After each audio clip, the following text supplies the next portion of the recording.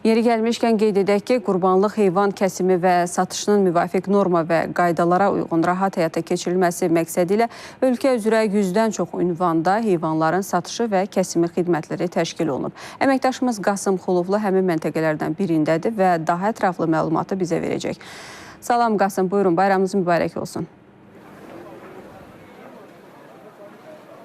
Salam Elnarə, hər vaxtınız xeyir. Mən də sizin və tamaşaçılarımızın bayramını təbrik edirəm. Bəli, sizin də qeyd etdiyiniz kimi biz hazırda belə qurbanlıq heyvanların kəsimi üçün yaradılmış məntəqələrdən birindəyik. Bura Yasamal rayonu ərazisində yerləşir.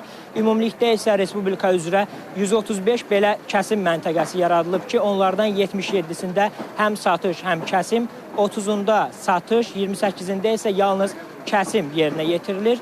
Onu da qeyd edim ki, burada satılan heyvanlara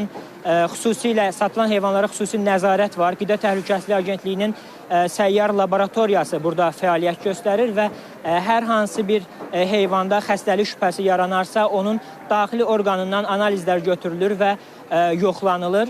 Onu da qeyd edim ki, işğaldan azad olunmuş ərazilərdə də belə məntəqələr yaradılıb. Bunlar Ağdam, Şuşa, Füzuli, Cəbrayıl rayonlarında və Zəngilan rayonunun Ağalı kəndi, Ağdərə rayonunun Talış kəndində yaradılıb. Orada da Qida Təhlükəsizliyi Agentliyinin əməkdaşları fəaliyyət göstərir. Hər hansı bir təhlükəli məqam aşkar olunarsa, onlar anındaca müdaxilə edirlər.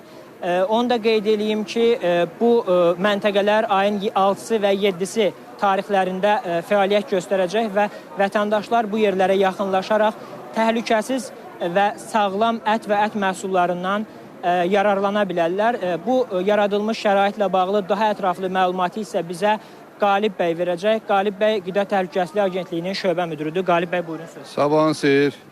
Mən də öz növbəmdə bayramınızı təbrik edirəm. Gördüyünüz kimi hazırlıq aparılmış 135 məntəqənin hamısında bu cür şərait yaradılıb. Artıq Qurban bayramı başlayıb və burada vətəndaşlarımıza baytarı müayinəsindən keçmiş heyvanlar təqdim olunur.